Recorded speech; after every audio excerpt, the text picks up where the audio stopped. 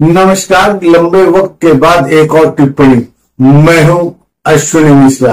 दरबार में हड़कंप मचा हुआ था, अफरा तफरी का आलम था। धृतराष्ट्र की देह उकमत से टूट रही थी। हर आदमी किसी गुत्थी को सुलझाने में उलझा हुआ था। सबके माथे पर एक प्रश्नवाचक चिन्ह छपा हुआ था। आखिर क्या हुआ, कैसे हुआ? हे प्रभु, हे हरिराम कृष्ण जगन्नाथ प्रेमानंद, ये क्या हुआ? इस साधारण से सवाल के उत्तर में सबकी अपनी अपनी कल्पना के घोड़े दौड़ रहे थे, जो बेतहाशा आर्यव्रत के विस्तीर्ण उत्तर भारतीय मैदान में दौड़ रहे थे।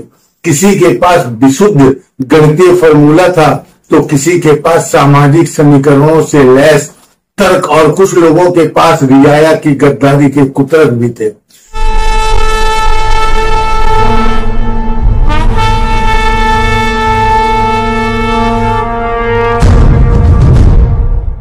धृतराष्ट्र दरबार में बैठे बैठे बड़बड़ा रहे थे। महाराज को अकेले में ही बड़बड़ाता देख संजय ने पूछा, कहाँ हवा में लाठी भांज रहे हैं महाराज? धृतराष्ट्र गुस्से से दमकते हुए बोले, मुंह न खुलवाओ संजय, अभी कुछ कच्ची पक्की निकल जाएगी। संजय ने पूछा, अरे ऐसा क्या हुआ? धृतराष्ट्र बोले, मंदिर बनवा कर दे दिया, फिर भी मंदिर बनवाने वाले डंकापति को ही हरवा दिया वजहपुरी ने। हालांकि सबसे अलग नतीजे आए हैं फैजाबाद यानी कि अयोध्या लोकसभा सीट से, जहां बीजेपी उम्मीदवार लल्लू सिंह 50,000 वोटों से हार गए। धृतराष्ट्र ने रुककर थोड़ी सांस बटोरी और फिर बोलना शुरू किया। जब से डंकापति जी महाराज बने हैं, बिना रुके बिना थके देश दनादन लगातार विकास पर विकास करते जा रहे हैं। तब भी हरा दिया अयोध्या वाले, ऐसी गद्दारी आया।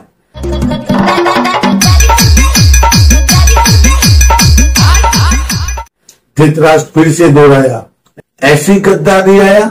हमने तो नहीं देखी, तुमने देखी हो तो कहो। संजय ने मन को मसोचते हुए कहा, पिछले 10 वर्षों में विकास तो काफी हुआ है। संजय की बात को बीच में ही काटते हुए धृतराष्ट्र ने फिर से कहा, वही तोलकिन गद्दारों को कौन समझाए? संजय ने इसके बाद अपनी बात पूरी करते हुए कहा, जो जनता पहले जनार्दन होती थी, अब वह गद्दार कहलाती है। अयोध्या में प्रभु श्री राम के दर्शन करने जरूर जाना, लेकिन वहाँ रात न रुकना। हो सके तो अपनी गाड़ी से जाना, वहाँ के ऑटो की सेवा मत लेना। प्रसाद अपने ही घर से खरीद के ले जाना, वहाँ से कोई भी सामान मत खरीदना। अयोध्या वालों को समझ में आना चाहिए। धृतराष्ट्र पिनक गए। संजय का व्यंग उन्हें पसंद नहीं आया। उसी पिनक में बोले, दिमाग खराब है जो डंकापति को अनाप शनाप बक रहे हो? तब संजय ने धीरे से कहा, महाराज, रियाया इंसान होती है कि भेड़ होती है? संजय की बुझनी बुझोवल से धृतराष्ट्र को गुस्सा आ रहा था। उन्होंने झल्लाकर कहा, इंसान? संजय ने कहा, तो फिर इंसान को बैल की तरह रहट में नहीं रहता जा सकता। वह विवेक का इस्तेमाल करेगा, भले ही थोड़ी देर से करे। धृतराष्ट्र को एहसास हुआ कि कुछ फलसफा बात हो रही है जो उन्हें समझ में नहीं आ रही। उन्होंने गुस्से पर काबू पाते हुए पूछा, क्या कहना चाहते हो? संजय ने कहा, 10 साल दिए जनता ने डंकापति को, और कितना चाहिए? लटकते पटकते 5 और साल दे दिए। यही तो खूबसूरती है लोकतंत्र की। यह सुनकर धृतराष्ट्र बोले, क्या इसमें भी कोई बेहतरी छिपी है? संजय ने कहा, एक नहीं महाराज, कई बेहतरियां छिपी हैं। अगर आपको याद हो तो डंकापति की शुरुआत यहाँ से हुई थी। मेरे साथ बोलो, हम इनका संपूर्ण बहिष्कार करेंगे। हम इनके दुकान रेडियो से कोई सामान नहीं खरीदेंगे। हम इनको कोई मजदूरी नहीं देंगे। संजय ने बात जारी रखी। मुसलमानों के आर्थिक बहिष्कार से शुरू हुआ सफर अब हिंदुओं के आर्थिक बहिष्कार तक पहुंच गया है। धृतराष्ट्र बोले, भला यह भी कोई बेहतरी हुई? एक गड्ढे से निकलकर दूसरे गड्ढे में कूद जाओ, इसमें क्या बेहतरी? संजय बोले, जो जनता जनार्दन थी अब गद्दार हो गई, इससे बेहतर क्या होगा महाराज? जरा सोचिए कि जो डंकापति महीने भर पहले बहुत जरूरी मौके पर भी मुंह फुलाए फूफा बने रहते थे, वो डंकापति अब बात बेबात बार बार बिना बात के हंस रहे हैं। यह बेहतरी नहीं तो क्या है?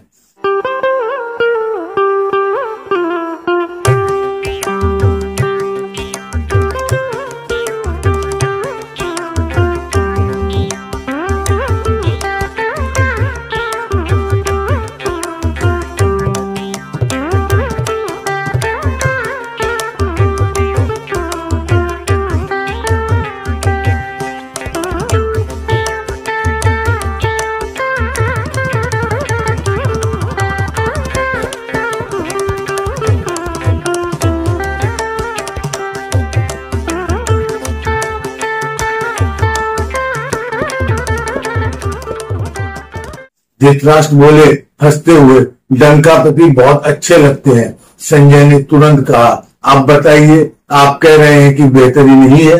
जनता ने इतना प्यार से समझाया है, तब से उन्हें हंसना याद आया है। बेहतरी आर्यव्रत की सियासत में भी हुई है महाराज। बीते 10 सालों में लोग कुछ शब्दों को भूल गए थे और कुछ नए शब्द रटने लगे थे। वह भी बेहतरी हो रही है। किंग मेकर नाम का एक शब्द 10 साल बाद फिर से केंद्र की राजनीति में वापस लौटा है। उम्मीद है अब चाणक्य जैसे घिसे पिटे शब्द खत्म होंगे।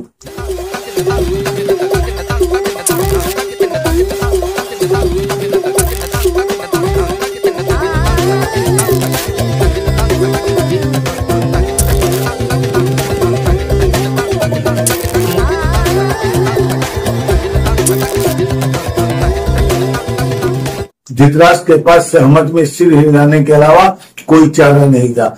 जाहिर है उन्हें किसी धमाकेदार बेहतरी की उम्मीद थी। संजय उनके मन की बात को भाप के सबसे बड़ी बेहतरी तो यह हुई, महाराज के डंकापति राम जी को बेच नहीं पाए। बहुत शिद्दत से उन्होंने राम जी को चुनाव में बेचने की पटकथा तैयार की थी, लेकिन जनता के बॉक्स ऑफिस पर उनकी पटकथा टाइम फिश हो गई। लोकसभा चुनाव के नतीजे आए तो बीजेपी को अयोध्या से सबसे बड़ा झटका लगा। वजह भी थी क्योंकि इस हार की उम्मीद बीजेपी ने कम से कम अयोध्या वासियों से तो बिल्कुल नहीं की थी। बड़ी खबर मिल रही है प्रयागराज जिले के इलाहाबाद लोकसभा सीट पर कांग्रेस प्रत्याशी उज्जवल रमण सिंह ने धमाकेदार जीत दर्ज की है। उन्होंने बीजेपी प्रत्याशी नीरज त्रिपाठी को करारी शिकस्त दे दी है।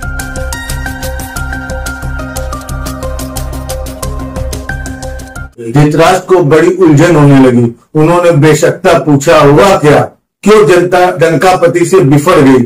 वह भी अयोध्या में। डंकापति तो कहते थे कि हम राम को लाए हैं। संजय ने कहा, वजह है तो बहुत सारी होगी, लेकिन मेरी समझ में 2-4 जो बातें आ रही हैं वो बताता हूं।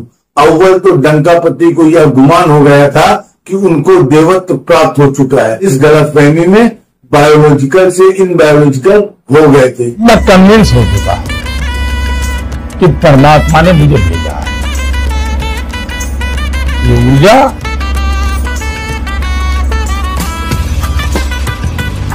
बायोलॉजिकल शरीर से नहीं मिली। इससे बड़ा भगवान राम का अपमान और क्या होता महाराज। खुद को इंसान से भगवान राम के समक्ष खड़ा करने के बाद डंकापति को जमीन पर गिरना ही था। और लोग कहते हैं कि ऊपर वाले की लाठी में आवाज नहीं होती, बस चोट का दर्द बहुत गहरा होता है। लाठी अयोध्या के साथ बनारस में भी चली। डंकापति की जीत 5.25 लाख से सीधा 1.5 लाख पर आ गिरी। नरेंद्र मोदी वाराणसी लोकसभा सीट से लगातार तीसरी बार सांसद बने हैं, लेकिन इस बार उनकी जीत का अंतर काफी कम रहा। प्रधानमंत्री मोदी का मुकाबला एक बार फिर कांग्रेस के अजय राय से ही था, लेकिन इस बार उन्होंने मोदी की जीत का अंतर करीब 1.5 लाख वोटों पर ही समेट दिया।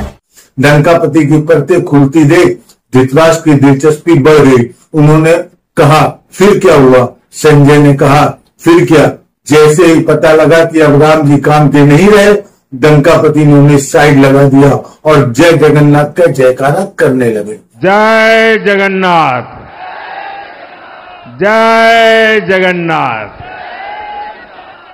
धृतराष्ट्र ने कहा, इतनी जल्दी राम जी पर डंकापति की आस्था डोल गई? संजय ने कहा, डोलने की वजह भी तो बहुत बड़ी है। कलिंग प्रदेश ने डंकापति को भर भर होली सीटें जो दी हैं। चुनावी यार किसके? खाए पिए खिसके। ओडिशा ने बीजेपी को जीत की ऑक्सीजन दी है। विधानसभा और लोकसभा दोनों ही मोर्चों पर बीजेपी ने शानदार प्रदर्शन किया है। उड़ीसा से जो 21 लोकसभा की चुनाव हुआ, उसमें से अभी तक जो जानकारी है 19 लोकसभा भारतीय जनता पार्टी जीत रही है।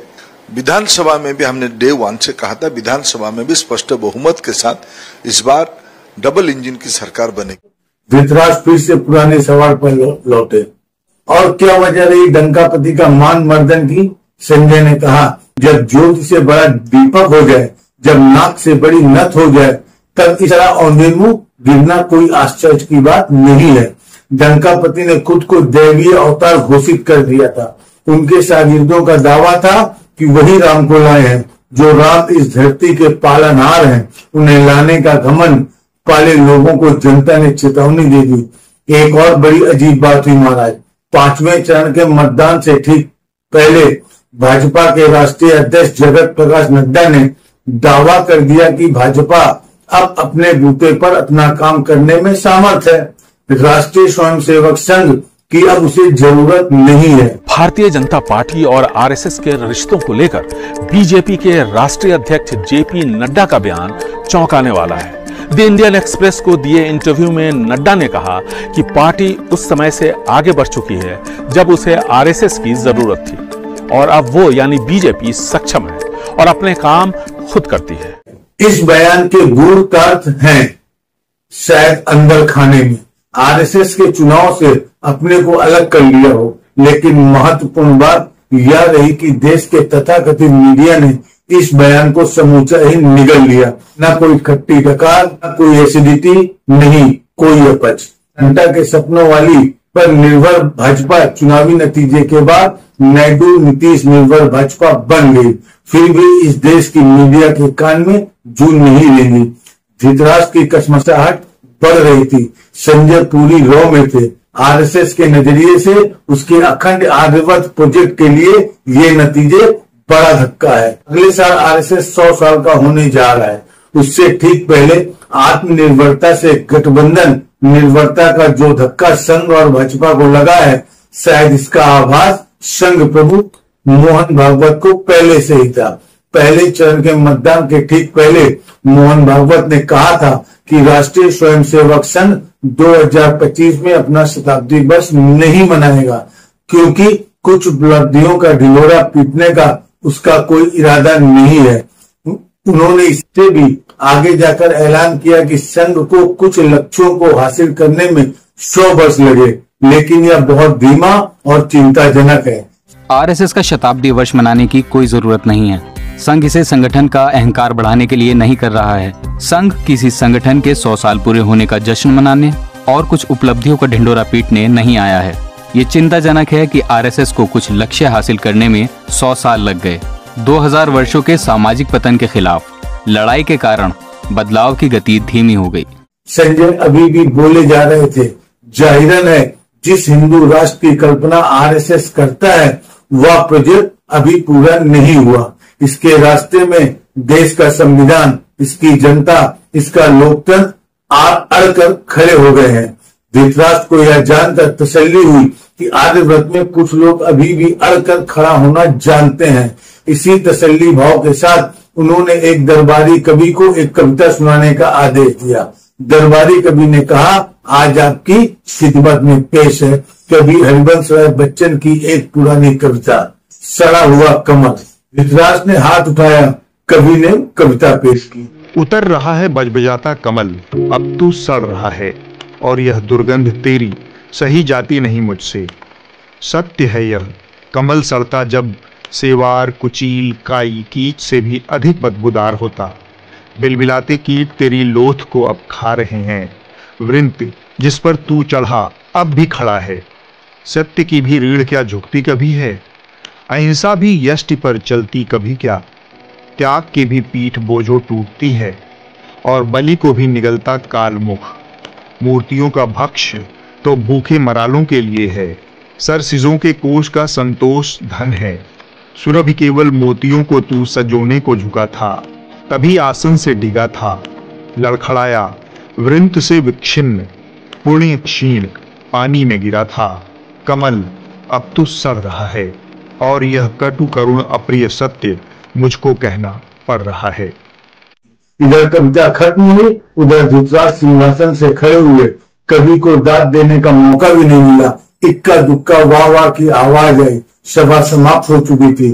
धृतराष्ट्र अंतपुर की ओर लौट गए थे। धृतराष्ट्र संवाद में इस हफ्ते बस इतना ही। 2 महीने लंबा चुनाव समाप्त हुआ। इस चुनाव ने देश के सामने बहुत सारी सीखें रखी, बहुत सारी चुनौतियां पेश की।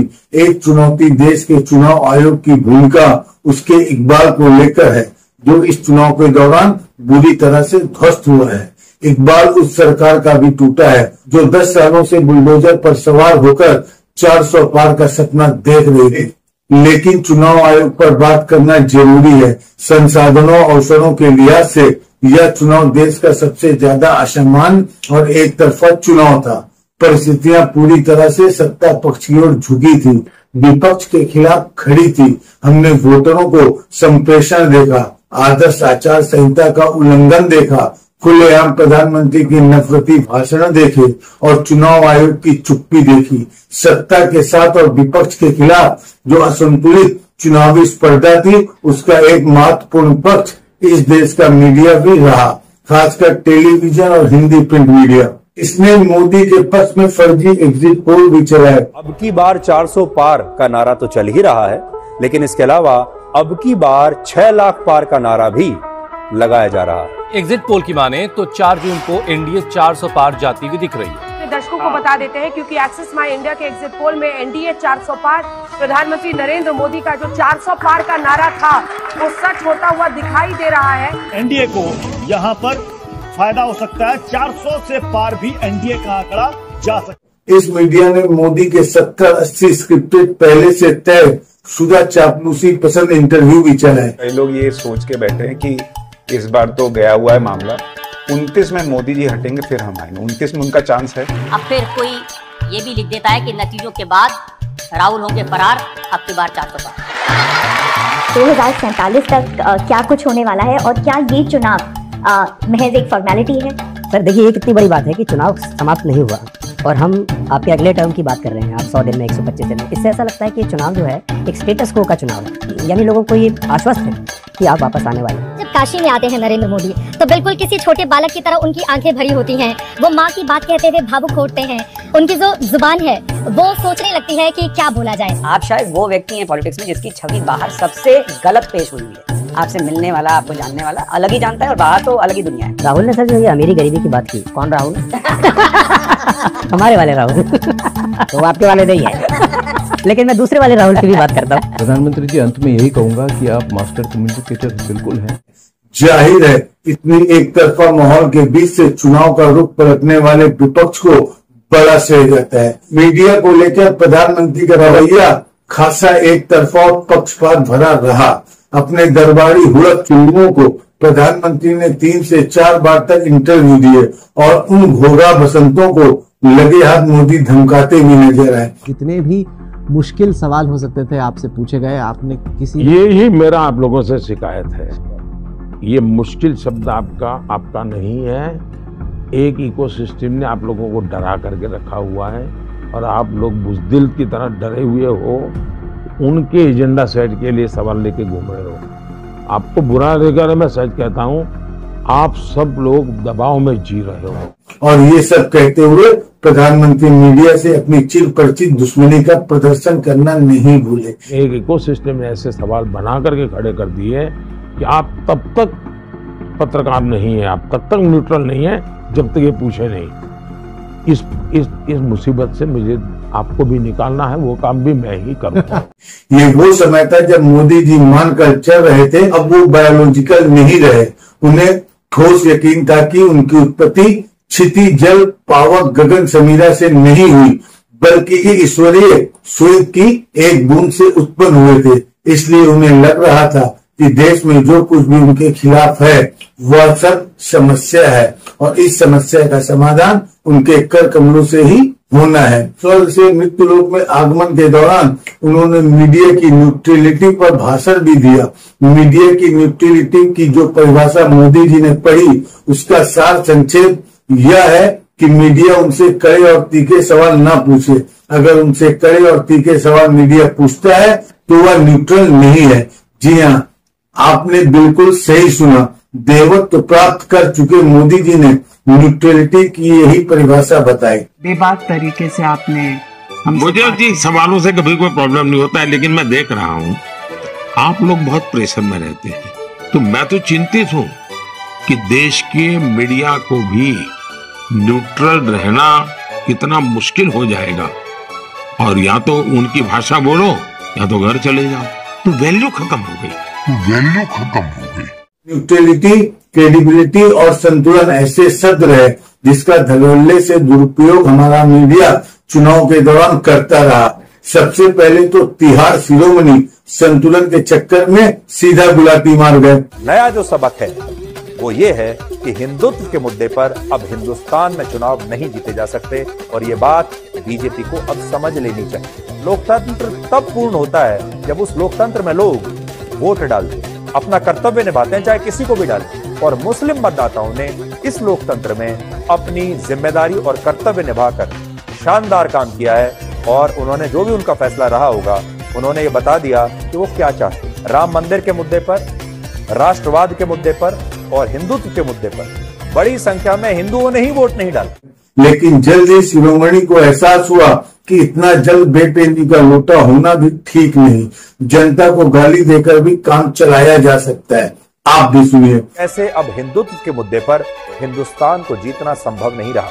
खालिस्तानी अलगाववादी अमृतपाल सिंह जेल में बैठे बैठे ही पंजाब से चुनाव जीत गया। पूर्व आईपीएस ऑफिसर के अन्नामलाई तमिलनाडु में चुनाव हार जाते।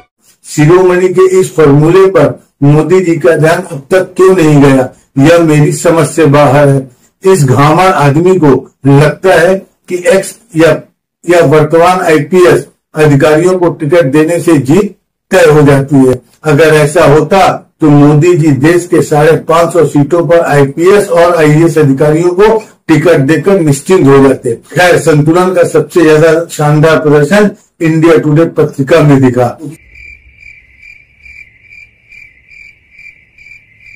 खूबसूरत संतुलन साधा है। इंडिया टुडे ने इसी तरह क्रेडिबिलिटी को पेच फंसा। चुनाव के 5वें चरण में धो पोछ कर निकालेगा प्रशांत किशोर ने अपनी तरफ से बड़ी कोशिश की कि माहौल बन जाए भाजपा के पक्ष में। माहौल किसी तरह बन जाए। बंदा पानी पी पी कर एक साथ दो बातें करता रहा। मैं चुनाव प्रबंधन से दूर हूं, लेकिन मैं भाजपा के पक्ष में 400 सीटों की गारंटी देने के लिए दनादन एक के बाद एक इंटरव्यू भी दूंगा। साथ तो मिट्टी में मिल ही गई थी, लेकिन यह कहकर प्रशांत किशोर ने उसे मिट्टी के नीचे पाताल में पहुंचा दिया। They could be very well number one in Bengal. Lot of you will be surprised, but BJP will, in all likelihood, to my mind, BJP is going to emerge as number one party in West Bengal, in Lok Sabha. North और waste में कोई material damage है नहीं। मान लीजिए कि लोग कह रहे हैं कि जो सबसे ऑप्टिमिस्टिक ऑपोजिशन के नंबर आए हैं महाराष्ट्र से, लोग कह रहे हैं कि हम 20 से 25 सीट जीतेंगे। अगर 20 से 25 सीट ऑपोजिशन जीत भी जाता है, मान लीजिए कि जीत गए, तो भी आउटगोइंग लोकसभा में तो बीजेपी के महाराष्ट्र में सिर्फ 23 सीटें हैं। 23 से कम तो तब भी नहीं हुआ, तो बीजेपी का नंबर घटेगा। खासकर एग्जिट पोल के बाद तो किशोर बाबू बेकाबू हो गए और बेकाबू होकर वह पत्रकारों को गरियाने पर आमदा हो गए। अगली बार चुनाव और राजनीति की बात हो तो अपना कीमती वक्त खाली बैठे फर्जी पत्रकार, बड़बोले नेताओं और सोशल मीडिया के स्वयंभू विशेषज्ञों की फिजूल बातों और विश्लेषण पर बर्बाद मत कीजिए। प्रशांत किशोर की पातालगामी क्रेडिबिलिटी की जवाबदेही तय करने कौन आगे आया? राहुल कंवर, इंडिया टुडे वाले। देश अलग अलग भागों में बटा हुआ है, इकोसिस्टम में बटा हुआ है और एक क्राइसिस ऑफ क्रेडिबिलिटी टाइप से हो गई है, क्योंकि लोगों को लग रहा है कि प्रशांत किशोर ने पीछे से हवा भरने के लिए जानबूझ के, न केवल प्रशांत किशोर, तो कोई उसका तो कोई अंत ही नहीं। देखो, पूरी मीडिया को कह रहे हैं, जिसने भी कहा, लेकिन 10 साल से, और ये स्वाभाविक भी है, 10 साल से one way traffic they have been getting the beating. वे चुनावी पंडित प्रशांत किशोर और टीवी एंकर राहुल कंवर, इन दो क्रेडिबिलिटियों में आपको तय करना है कौन सी क्रेडिबिलिटी आपके लिए बेहतर है। इस दौरान के छोड़क चुल्लू एंकरों का प्रॉपर मेल डाउन भी हुआ है, जैसे इन महोदय का। इंडिया अलायंस में 37 पार्टियां हैं, ये 235 सीट जीती। 37 पार्टी मिलकर 37 और अकेले मोदी यानी कि बीजेपी कितनी सीट जीतती है बॉस? अकेले नरेंद्र मोदी अपने बूते बीजेपी को 239 सीट दिलाते हैं। 239। बीजेपी 239 सीट के साथ सिंगल लार्जेस्ट पार्टी है बॉस। कांग्रेस को 99 100 सीट आई है, इससे कूद रही है। जैसे क्लास में कोई पास हो जाए, 40 नंबर ले आए तो वो खुश हो जाता है, अरे हम पास हो गए। ऐसे ही ऐतिहासिक मौके के लिए योगेंद्र यादव ने कहा था, thanks for the effort Rahul that you have put into all this mathematics. दरअसल 18वीं लोकसभा के नतीजों के विश्लेषण की सही दृष्टि यह होगी कि दो खेमे चुनाव लड़ रहे थे। एक को 293 सीटें मिली, दूसरे को 234। इस लिहाज से यह बहुत नजदीकी मामला था, खासकर तब जब ये सारे हुड़क चुल्लू देश को भरमाने में लगे थे कि मोदी जी का खेमा तो 400 पार जा रहा है। विपक्षी खेमे के पास कोई मौका ही नहीं है। मीडिया ने देश के लोकतंत्र के साथ धोखा किया है और योगेंद्र यादव ने बहुत सही शब्दों में मीडिया की धूर्तता को रेखांकित किया है। अगर ये बात इस देश का आधा मीडिया कह देता कि हाँ ये क्लोज इलेक्शन है, हाँ इसमें कुछ भी हो सकता है, तो ये 239 अभी ना 190 हो जाते, 180 हो जाते। तो बिल्कुल मीडिया दोषी है और ये चुनाव का जो परिणाम आया है उसमें मीडिया की कारस्तानी शामिल है।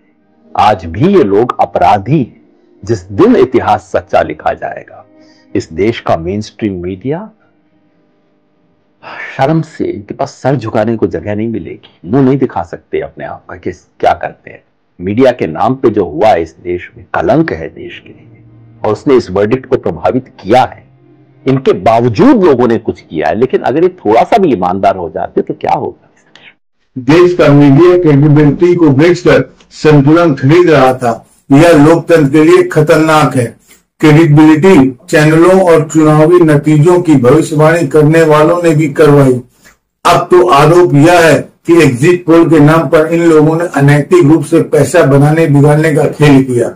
इसका सबूत है 3 जून को एग्जिट पोल के बाद शेयर मार्केट में आया उछाल। लोकसभा चुनाव 2024 के एग्जिट पोल्स का सीधा असर शेयर मार्केट पर देखने को मिल रहा है। शेयर मार्केट झूम रहा है। एग्जिट पोल जारी होने के बाद से ही बाजार में उछाल आया है। जबरदस्त बढ़त के साथ सेंसेक्स और निफ्टी आज खुले हैं। सेंसेक्स 2000 से ज्यादा अंक उछल गया है। निफ्टी में भी 1000 अंक से ज्यादा की बढ़त देखी जा रही है। और फिर 4 जून को शेयर मार्केट में आई भारी गिरावट। नतीजों के दिन शेयर बाजार में बड़ी गिरावट से लाखों निवेशकों को बड़ा झटका लगा है। एक ही दिन में शेयर बाजार में निवेशकों के करीब 30 लाख करोड़ रुपए स्वाहा हो गए, जिसमें सोमवार को बहुत बड़ी रैली देखी गई थी। पर आज मंगलवार को जब मार्केट ट्रेडिंग शुरू हुई है, मार्केट में घबराहट है। बड़ी खबर इस समय की, नतीजों के दिन सेंसेक्स लगभग 5% लुढ़क गया है। निफ्टी में 1389 अंकों की गिरावट दर्ज की गई है। इस कथित अनैतिक खेल को हवा किसी छुड़वैये नेता या फिर अधिकारी ने नहीं, बल्कि सीधे प्रधानमंत्री और गृह मंत्री ने दी। दोनों ने खुलेआम एनडीटीवी को दिए गए इंटरव्यू में कहा कि 4 तारीख के बाद तेजी से शेयर बाजार में जाएगा, इसलिए आप लोग जमकर खरीदारी कर लें। 4 तारीख को नरेंद्र मोदी फिर से प्रधानमंत्री बनने जा रहे हैं। हम 400 पार करेंगे और स्थिर सरकार आने वाली है और शेयर मार्केट भी बढ़ने वाला है। जिस दिन चुनाव का नतीजा आएगा, आप उस हफ्ते भर में देखना कि यानी भारत का स्टॉक मार्केट के लिए उसके सारे जो उनके प्रोग्रामिंग के जो प्रोग्रामिंग वाले सारे उनके थक जाएंगे।